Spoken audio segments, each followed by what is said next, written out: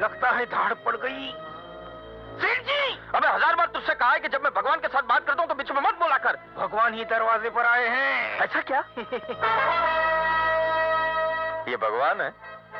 ये तो पुलिस वाला है। आजकल तो यही जनता के भगवान हैं। ऐसा? हाँ। कैसे हैं आप? अरे इंस्पेक्टर साहब, आपने क्यों तकलीफ ली? मुझे कह दिया होता, मैं चला आता। हाँ, वही तो करने आया हूँ। हम तुम सबको थाने ले जाने आया हूँ। मुनीम जी, ये आज 15 अगस्त है जो मेरे हाथों से झंडा लहराना चाहते हैं। सेठ जी, आज 15 अगस्त नहीं है, तो आज 1 अप्रैल है। रोशनी कहाँ है? सेठ जी, मुझे तो ये अंधा लगता है। ए, खुसर फुसर बंद करो। हमका ई बताओ कि शकुंतला देवी की बिटिया रोशनी कहाँ है? पर उसके घर में होगी, लेकिन हुआ क्या है? तुमरे बिटुआ के खिलाफ ये रिपोर्ट लिखाई गई है कि वो शकुंतला देवी की नाबालिग बिटिया को लेकर फरार हुई गवाह है। ये झूठ है। इंस्पेक्टर साहब, मैं बालिग हूँ और अपनी मर्जी से सूरज के साथ यहाँ आई हूँ। पर तुम्हारी अम्मा तो कह रही थी कि मेरी माँ ने आपसे झूठ कहा था। दरअसल मैं सूरज से प्यार करती हूँ और मेरी माँ जबरदस्ती मेरी शादी सिकंदर से कर देना चाहती है। तो ई का मतलब ये हुआ कि तुम्हारी अम्मा नहीं, ललिता पवार है। तुम एक काम करो गुड़िया, इस वक्त घर जाओ। जी? अरे भागकर शादी बुज़दिल करते हैं। प्यार करती हो ना, तो शादी भी डंके की चोट पर ही होगी। कल हमरा ननकुआ तुम्हें लेने आएगा। अभी तुम जाओ, जाओ गुड़िया। बेटा, लो बेटा, आज अगर सूरज की माँ जिंदा होती तो अपने हाथों से इस जोड़े में चांद और सितारे लगा दी। ये लो, देखो, कल इम्तिहान का दिन है। एक तरफ सिकंदर दूल्हा बन के बैठा होगा, दूसरी तरफ सूरज। अगर तुम ये जोड़ा पहनकर कल आ गई, सूरज की मोहब्बत की लाज रह जाएगी।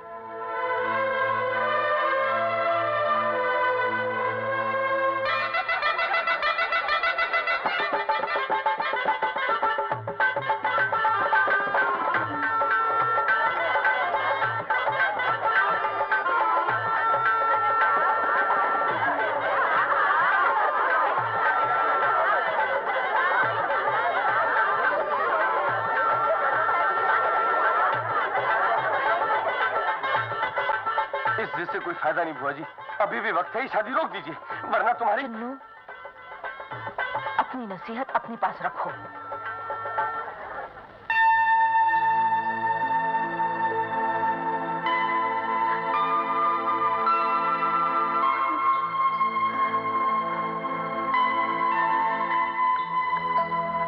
रोशनी, अंधेरे में क्यों बैठी है?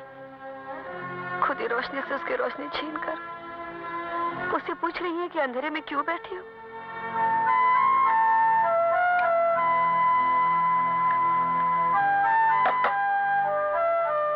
मैंने 9 महीने तुझे कोख में रखकर जन्म दिया है, अपना दूध पिलाकर तुझे बड़ा किया है।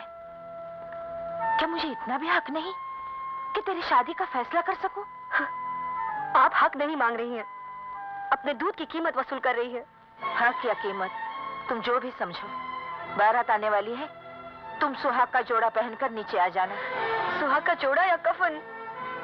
अगर तू इसे पहनकर नीचे आ जाएगी तो ये सुहाग का जोड़ा ही रहेगा, वरना दुनिया समझेगी बेटी के सुहाग का जोड़ा माँ के लिए कफन बन गया।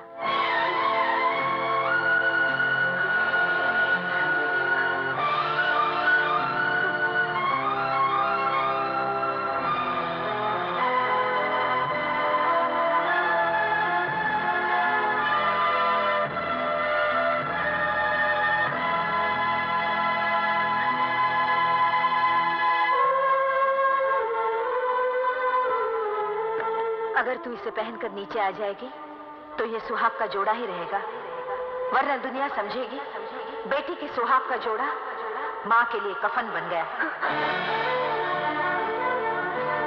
कल इम्तिहान का दिन है। एक तरफ सिकंदर दूल्हा बन के बैठा होगा, दूसरी तरफ सूरज। अगर तुम ये जोड़ा पहनकर कल आ गई, सूरज की मोहब्बत की लाज रह जाएगी। अगर तू इसे पहनकर नीचे आ जाएगी तो ये सुहाग का जोड़ा ही रहेगा, वरना दुनिया समझेगी बेटी के सुहाग का जोड़ा माँ के लिए कफन बन गया। सूरज की मोहब्बत की लाज रह जाएगी। बेटी के सुहाग का जोड़ा माँ के लिए कफन बन गया। सूरज की मोहब्बत की लाज रह जाएगी। बेटी के सुहाग का जोड़ा माँ के लिए कफन बन गया। सूरज की मोहब्बत की लाज रह जाएगी। माँ के लिए कफन बन गया। सूरज की मोहब्बत की लाज रह जाएगी। कफन बन गया। मोहब्बत की लाज रह जाएगी।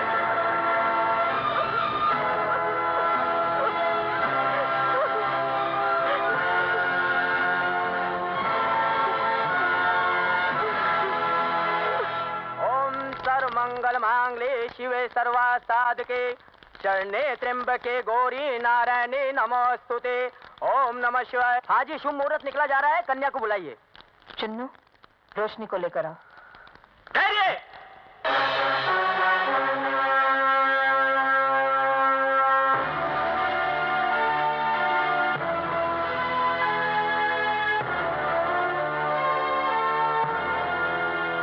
कौन है ये?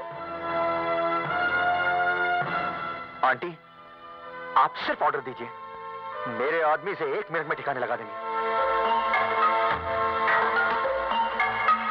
सूरज, तुम्हारी भलाई इसी में है कि तुम यहाँ से चले जाओ। जाऊंगा, लेकिन रोशनी को साथ लेकर।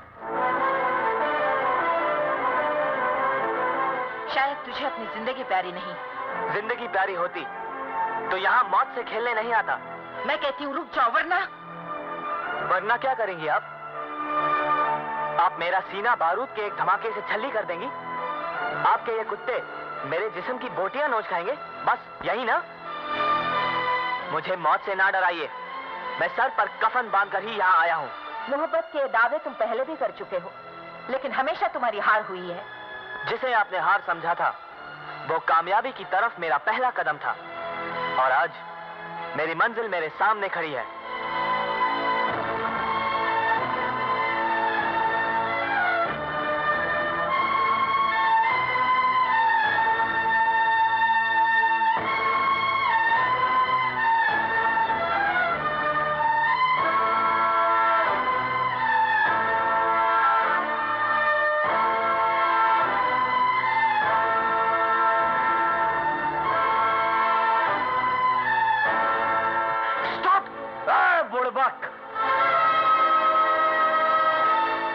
बंदूक का लाइसेंस है तुम्हारे पास? सरकार की ई पॉलिसी से हमको बहुत खटापटी है। लाइसेंस बंदूक का ना ही बंदूक चलाने वाले की हिम्मत का होना चाहिए। हाय हिम्मत तो चलाओ बंदूक। हाय हिम्मत। ये मेरी पत्नी को लेकर उसकी बाप के उम्र के हो चले हो बिटिया से शादी करने। ए ननकुआ, तू गुड़िया को लेके जा। राम भजन सिंह आज इन सबको राम का भजन करवाता है। ओम श्री गणेशाय नमः।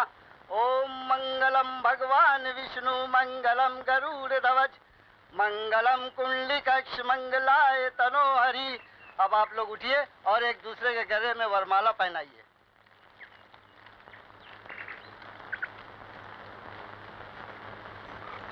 ठहरो। इससे पहले कि तुम अपने जीवन का सर्वनाश कर लो, मुझे तुमसे कुछ कहना है बेटी। बेटी, तुम शायद मुझे नहीं जानती, लेकिन मैं सांप की औलाद को बहुत अच्छी तरह जानता हूं। यह मंगताराम का नहीं, बल्कि खूनी रकाब सिंह का बेटा है।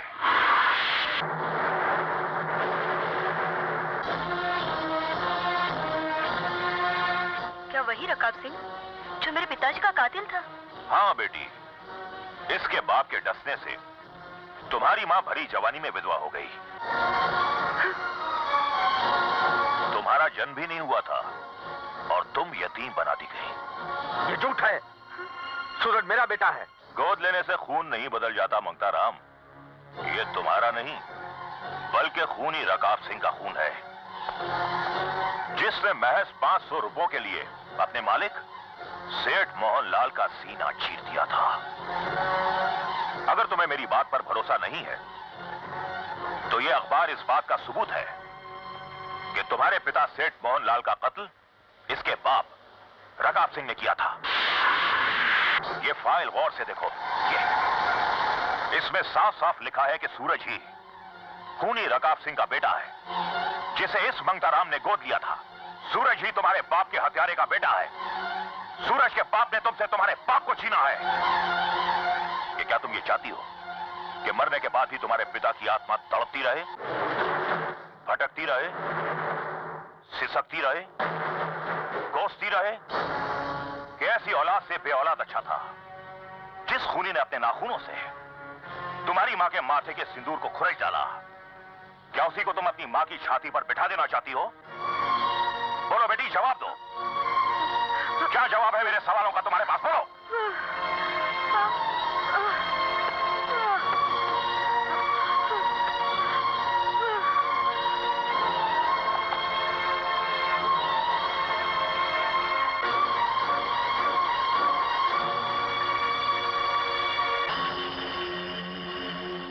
जगतपाल, मैंने 14 साल से तिनका जोड़ के एक आशियाना बनाया था। तू हवा का झोंका बनके आया और सब कुछ बिखेर के गया। कसम है मेरे बेटे की, मैं तुझे जिंदा नहीं छोड़ूंगा, जिंदा नहीं छोड़ूंगा।